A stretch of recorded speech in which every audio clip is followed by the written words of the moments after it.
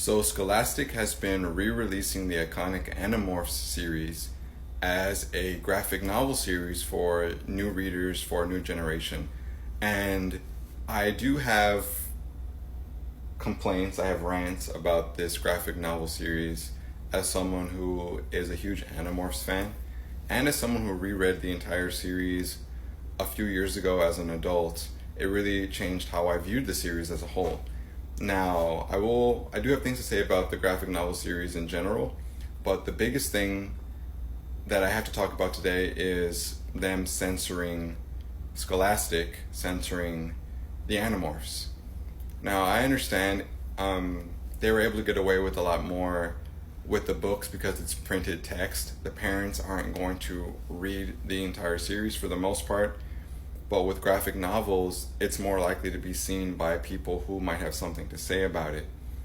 And that wasn't too much of an issue until we got to the third book. The third book of the series, which is The Encounter, narrated by Tobias, is a really dark book because in that book, Tobias is really grappling with the idea of having to stay in the body of a hawk forever. And in that book, he tries to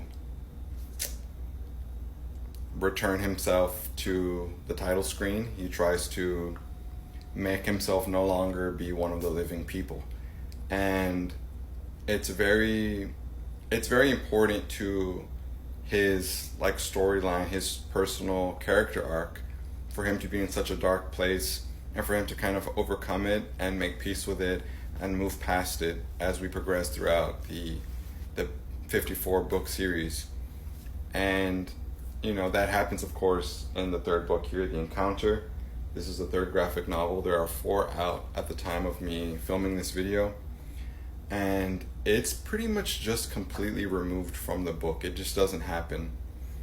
And I don't want someone to read these graphic novels and assume that they're getting the full Animorph story when they're basically getting a very sugar-coated, family-friendly version of the series.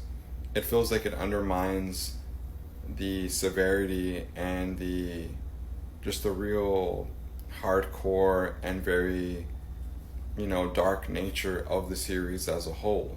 Part of what makes it so impressionable, even rereading it as an adult, is because it covers so many themes that we would generally deem as not appropriate for even children and young children. I think it's considered middle grade, although to me there were certain instances where it was a lot more darker and gruesome and gory than things I've read that was aimed at young adults. And so I'm very curious if it was the graphic novelist, the illustrator, who chose to omit that from the book, or had they stayed true to the book and maybe Scholastic rejected it because of the controversial aspect of it. So I don't know who exactly was responsible for censoring, or rather just completely omitting certain pivotal events from this book. But it was censored, it was removed, it was filtered. And it makes me even more curious about how the series is going to progress going onward, because there are many books where many of the main children get into moments where they nearly pass away due to extreme bodily injury. And then of course later in the series, where the stakes are so unimaginably high and there is a lot of loss of life on all fronts, especially when you get into things like the auxiliary Animorphs or the final sacrifices as the series comes to its climax. And so many instances of the series I can remember very vividly, like the time Rachel's arm was torn off but she was still using it to beat on somebody else with it, or just things like that. Or the time when they were turned into dolphins, which is in the next book, and Marco's tail is nearly bitten off completely by a shark, if I remember correctly. And he almost dies, and it's like, how is that going to be illustrated? Because it's going to be kind of gory. And I mean, I guess there's a way you could illustrate it to where it's kind of like off screen, but it's implied. But if it's tackled or handled the way it was in this book, it'll just be omitted entirely, which to me is kind of shortchanging anyone who is interested in the Animorph series. And yeah, I just wanted to talk about that because I just think I really don't like it. I understand it from a marketing perspective. I understand it from a Scholastic perspective of not wanting to incite controversy surrounding one of your properties. But at the end of the day, you are completely changing the story of a very beloved and well-known series.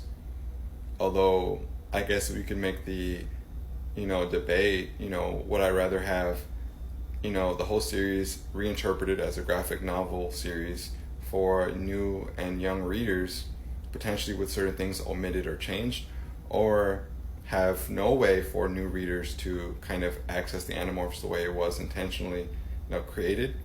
I guess I would choose the graphic novel series with, the censorship, although I'm not really happy about it as an adult. So yeah, I just thought I would talk about that a little bit, and I'm gonna go ahead and buy the next book in the series, in the graphic novel series, and see how they handle Marco nearly losing his life behind a grievous bodily injury, or if it's omitted from the book entirely.